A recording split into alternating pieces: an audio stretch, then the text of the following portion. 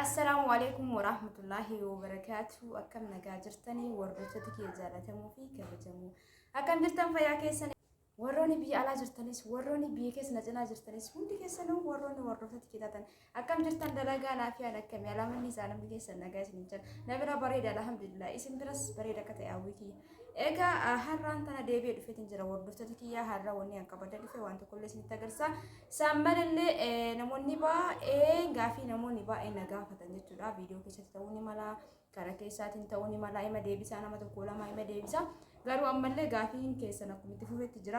Kanaafuu hanga dhumaatti na waliin tura namoonni na barbaadan keessattuu namoonni meeshaa ajajachuudhaaf gaafii kana na gaafataa jirtan viidiyoo tokko gisee daawwattan keessattuu viidiyoon sun isin barbaachisa ta'e taanaan ilaalatiniin hanga dhumaa viidiyoo san keessatti ergaa jiru hundi isaatu eega dhageeffattaniin booda gaafii barbaadan gaafachuu dandeettan jechuudha. Garuu osoo viidiyoo san ilaaleen gaafii gaafachuun agasmara jechuun wanni isin gaafatu deemtan sun tariitii viidiyoo keessatti dubbatame ta'a waan ta'eef viidiyoo tokko hanga dhumaatti dhageeffadhaa isin jedha. Egaa hordoftoota kiyyaa kallattii maan gara viidiyoo qabadee dhufeeti yookaan gara yaada qabadee dhufeeti isin dabarsaa turtiin keessan hanga dhumaatti na waliin tura laayikii gochuun immoo hin dagatinaa isin jedha hordoftoota kiyyaa. Wanni an qabadee dhufe namoonni baay'ee simboo biyya kam jirtaa simboo biyyi keessaa koomentii jalatti yoo viidiyoo tokko gadhiise lakkoofsa kee nu kenni warroonni jettan egaa gaafii kana hundaafuu gaafii kanneen lamaaniifuu deebii isiniif kenna jechuudha. Hanga dhumaatti na waliin tura amma sa'aatii kanarraa eegalatiniin daqiiqaa 8 na wajjin tura isin jedha. Daqiiqaa 8 uummata akkasiinirraa ni hir'istu. Kanaafuu daqiiqaa 8 dhageeffadhaa bakka hin jirullee lakkoofsa kiyyaallee akkasumas yaada tokko tokkollee isiniin kan gahu ta'a. Hundaafuu namoonni eessa jirta jettan akkasumas namoota meeshaa barbaannaa egaa namoonni baay'een gaafisa waan na gaafattanii fi gaafisa irraa waan beeku waan dhugaa dubbachuu hordoftoota kiyya jiru kiyya keessatti kijiba hin fedhu wallahi kijiba hin fedhu hojii haga fedhu hojii kiyya haa ta'u waan hojii kiyya saniin wal qabatus haa ta'u waan kamuu haa ta'u an kijiba illee hin fedhu namni kijiba adda haasawullee mootu akka saayib kiyya ta'uu hin fedhu asumaan immoo namoonni amalli keessan amala akkasii taatanii yookaan isin irraa fagaadhu immoo natti qacabdan ta'e walaa dhiifama namaa gochuu hin danda'u isin jedhaan uumama kiyyatu akkasumallee ufoonni jechuuf osoo hin ta'in uumama rabbi ganama akkasuma uumee kijiba hin jaaladhu nama kijibullee hin jaaladhu hiriyaa keellee godhachuu hin barbaadu jechuudha. Kanaafuu namoonni sababa amala keessanii ani isin irraa fagaadhee jennaan isin toliin tokko tokko yoo jiraattan dhiifama isin jedha isin jibbee osoo hin ta'in isinitti makamee akkas ta'urra ani addummaa kiyya filadha jechuudha. Hundaafuu dhiifama isin jedha namoonni akkasii yoo jiraattan karaa dhaamsa kiyyaatti guddaa baree meeshaan kun akkamii namoonni baay'een feermuuzii irra na gaafattan feermuuziin biyya keessaa akka bitamu Dubaay irraa seenaa garuu itti fayyadamni isaa akkamii hin cabamoo hin cabu hin qorrisiisamoo hin qorrisiisu wallaa namoota baay'een na gaafate warri keessaan deebiseef illee jira.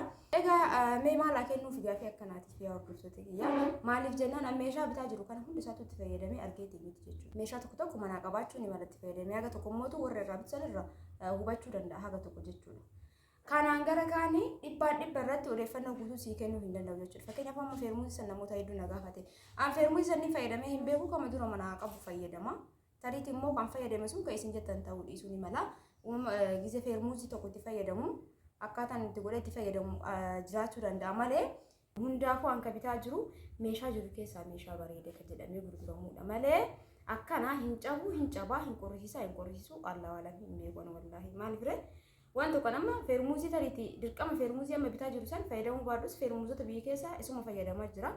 Haalli ani yeroo biteetiin fayyadamuu jalqabu wanni an godhu yoo jiraate malee feermuuzichi hundi isaa tokko miti jechuudha. Kanaafuu odeeffannoo kanarraa wanni ani isin jedhu akka hin jiru onni isaa yookaan immoo maarkii isaa yoo barbaadan ka ifaan ifatti irratti hin barroofnetu jira ka Dubaay jedhu jira ka Chaayinaa jedhu jira hunduu garagara jechuudha.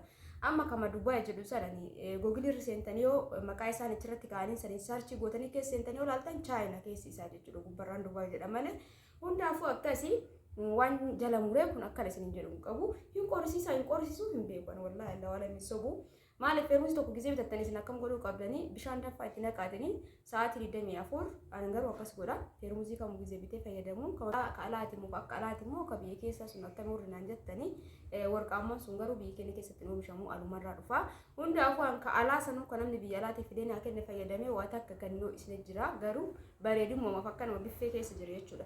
An ka biyya keessaa fayyadamuutti jira ka agammaa jechuudha sana akkam godhee gisee bitee bishaan dafaa itti naqee sa'aatii 24 tursiisee egas boodee keessa naqa fayyadama bishaan egas boodee keessa naqee itti fayyadamaa jira agammaa bareedummaa sa'aatii 24 guutuu danfisee tursiisee jechuu miti sa'aatii 12 irraa achi ka hafe hin qabbanaa guutuma guutti bishaan hin ta'u malee fakkeenyaaf hadha ganama itti naqee burganama osoo banee guutuma guutti bishaan hin ta'u garuu of keessaa qaba jechuudha. Haala 24 turus ka'ee dha nuti soba ta'uu ni mala lawalami tana asumatti isiniif xumura jechuudha. Namoonni mootu simboo eessa jirta biyya kam jirta jettanii na gaafata yeroo waa'ee dubbadhaa. Ani dhalatti Arsii Asallaati garuu amma jireenya Adaamaa jira ofirra immoo gara jiraadhu rabbitu beeka jechuudha. Hordoftoota kiyya akkasitti akkuma ta'e abdiin qaba. Itti aansee immoo meeshaa bittee kana eessa fa'aa geessitaa warroonni jettan tanan durallee himuutti ture. Bakka dhiyoo Asallaa fakkeenyaaf amma Asallaa Boqojjii dheeraa akkasumas biyyoota akkanatti dhiyoo isiniif geessuuf yaala. Maaliif xiqqoo namatti ulfaata wanni namaa kun bal'itti gadhiisuuni. Warroonni immoo fageenya irra jirtan. Warroonni immoo bakka nama maqaadhaan ala jirtanii yookaan meeshaan irraa bitachuu barbaadan maatiin keessan namni isin amantan namni keessan dhufee isin fudhate rakkoon qabu waan bitee qindeessee isin qopheessee isin eegaa maatiin keessan haga mana kiyyaa makiinaa qabatanii dhufanii fudhachuu danda'an jechuudha. Kun akka isin galabdiin qaba. Akkasumallee mootu waan ramadaanaa warroonni na gaafatutti jirtan gurmaayaatiin warri naannoo keessa jirtan isiniifillee akka gatiin qannasu bakka baay'inaatti akka isiniif jechuudha. Maaliif kiiloo xiqqoo bakka baay'inaatti namatti hin kennanii. Kanaafuu nama 4-5 taatanii warri naannoo tokko keessa galtan walitti isinii bitee gas booda isiniif addaan qooda. Wanna ta'e mira waan akka ramadaanaa wal qabatee rabbi nagaan ittiin nu haa akkasumas maatii keessan sarpiraayiz gochuu barbaadda waan akka shiitaa uffata akkasumas waan kamuu haa ta'u warri hiriyoota taatan bakka takka dubbisaa isiniin jedha. Akkasumas lakkoofsi kee meeqa yoo jettan lakkoofsi nuufaa jedha namoonni baay'ee. Egaa lakkoofsa amma isiniif himaanii tanaan durallee wanni viidiyoo takka jala kaa'uu waan hin dandeenyee fi seera yuutuubii cabsa waan ta'eef jechuudha. Kanaafuu afaan isinitti hima warroonni akkas jettan viidiyoo kee jala seentanii itti ilaaltanii itti amantanii waan nu jedhu sana irratti eegas booda na dubbisuu dandeettan jechuudha. Maqaa eegaatti amantan booda heeloo jedha isiniin jedha. Maaliif wanni hundi wajjin akka yaaddeessa yeroo ammaa kana maallaqa namatti erguun baay'ee takka nama sodaachisa. Walaa dhugaa dubbachuuf ani ijoolleen baay'ee jechuun maallaqa inni ergina jedha na yaaddessa bakka ganaa osoo isaan ergin na yaaddessa haga kan dura bira jiruuf jalaa qulqulleessee fixee bitee lafa kaayee kan fudhatan wal jalaa bita malee irrumaan namni nama hedduu qooyi diqqoo turaa na eegaa jedha jechuudha. Maal na sodaachisa wanni namaa kuni keessa amma baay'ee takka ulfaataadha. Maaliif akkas godha bakka baay'ee takka namatti ulfaata wanni jiru martuu namatti ulfaata namni gaafate gabbaatee dhiifama bilbilaa namni gaafa ati gadi baateetiin waan takka hojii eegalte bakka namni duraan sin beeknellee si baratu barbaada si bara eegi si bareen booda keerii siif hin qabu jechuudha. Kanaaf maallaqa namaa fuudhee bira kaa'urra qoy jedhee akkasitti of jalaa tokko dura jiru san bitee geessee ka itti aanu san namarraa ordarii fudhataa jira jechuudha. Kanaafuu namoonni dubbistanii qoy booda ergitanii sin jedhanii akkasitti akka hubatan abdiin qaba. Egaa hadaraa nama hedduu takka ulfaata wallaahi hedduu takka ulfaata sanirraan immoo wanti biyya keessa jiru yeroo ammaa maallaqa namatti erguu dhiisi kama namni maallaqa ergite ani meeshaa isinii bitu kanaafuu namni hedduu takka bakka wanti dansaan hin jiru hundaafuu rabbi keeriyaa godhu isiniin jedha. Hordoftoota kiyyaa wanni nama mudatu hunduu keerummaa fi duubaanii wanti nama mudatu hundi isaatu addunyaa kanarratti jechuudha. Kan nama jiraachisu rabbi kan namaaf riskii banullee rabbi ka fayyaa namaa kennullee rabbi kan nama ajjeesullee rabbi jechuudha. Kanaafuu wanni kamuu keerimaa fi wanni martuu wanti cinqii namatti fidu hundi dhumni isaa cinqiin suni gara keeritti si jijjiirama jechuudha. Ati amantii kee rabbitti qabaannani hundaafuu akkas hin jaa. Hordoftoota kiyyaa namoonni lakkoofsi kiyya barbaadan duwwaa 9 duwwaa 6 irra isin deebi'aa duwwaa 9 duwwaa 1 duwwaa 6 karaa waasaapiitiin heloo jettan argatanii saniin booda isin galmeesse yeroo qophii ta'etti isinirraa nama isin afoo jiru geesseen booda isinirraa fuudhee isiniif bitee haala bareedaa ta'een gara maatii keessatti tareetii immoo dhiyoo ta'e isiniif geessa jechuudha. Akkuma abdiin qaba. Egaa akkan isin jedha hordoftoota kiyya gara dhumaatti distii wayii isinitti agarsiisa. Distii kan bitan Oromoo jettan distii jiru keessa distii hedduu takka jaaladhee fi hedduu takka osoo isin bitattaniitti gammadu isinitti agarsiisa. Gara dhumaatti na waliin tura. Laayikii godhaan jirtan dhugaa rabbi laayikii godhaan jirtan laayikii godhuu hin dagatina laayikiif sheer illee godhuu hin dagatina isiniin jedha. Egaa wantoota garagaraatiin wantoota gorsa garagaraatiin waan argaa jirurraa waan hubataa jirurraa waan yeroon itti jirturraa YouTube kan irratti yoo diqqaate torbanitti yeroo tokkos ta'u gadi isinii dhiisa akka hubattan abdiin qaba. YouTube isin immootu linkii gana jala isiniif ka'a. Inni isinitti tole namni waan tokko achirratti dhagahuu barbaadan subscribe gochuu hin dagatina isiniin jedha. Hordoftoota kiyyaa viidiyoo biraatiin inshallah yeroo dhiyootti walitti deebina. Hanga hundi keessanuu bakkuma jirtanitti fayyaa naa ta'a isiniin jedha. Isin jaaladha isin kabaja. Guyyaa gaarii keessanaa oola. tariitii halkan gaarii keessa naa bulaa viidiyoon sa'aatiitti gabbuu waan hin beekneef jechuudha. Neetworkii xiqqoo si rakkisaadha.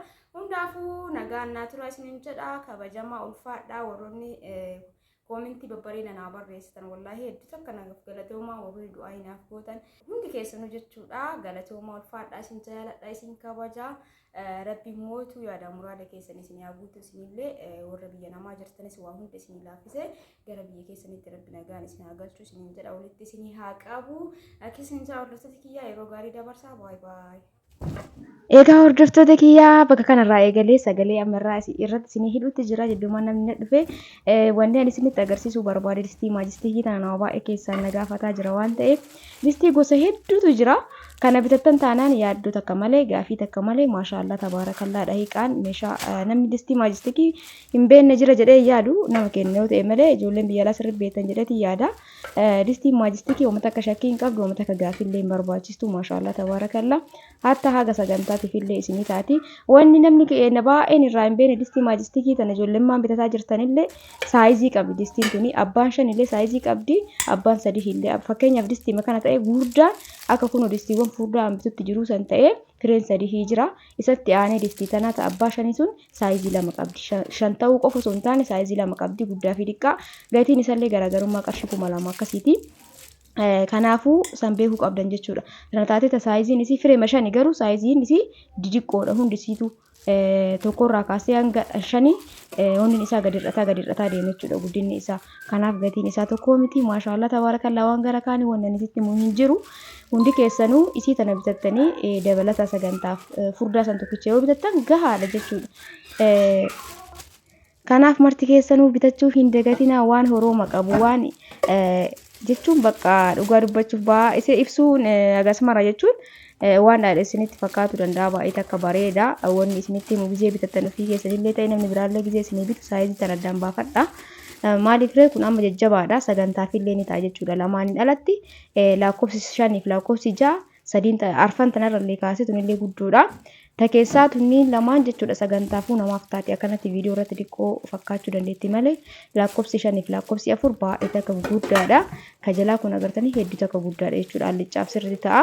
Kana biratti furdaa san tokkicha yoo bitattan sagantaa kamiifuu isiniif ta'a jechuudha hordoftoota kiyyaa. Kanaaf hundi keessanuu bitachuu hin dagatinaa garuu gizee bitattan saayizii isaa addaan laalladha. Tama 5 taatee saayizii guddoo qarshii 12,000 seentee jirti amma. Kanaaf gizii duraa san 9,500 turte 9,000 turte jechuudha gizee meeshaa jalqaba bituu jalqabu san 8,500 turte garaagarummaa ji'a 3-4 keessatti agisiin dabalte ilaala. Kanaaf hundi keessanuu bitadhaa amma 12,000 irra jirti maashaallah garuu bitachuu hin dagatina. Viidiyoon kee kana fakkaata laayikii gochuu hin dagatina galatooma ulfaadhaa baay baay.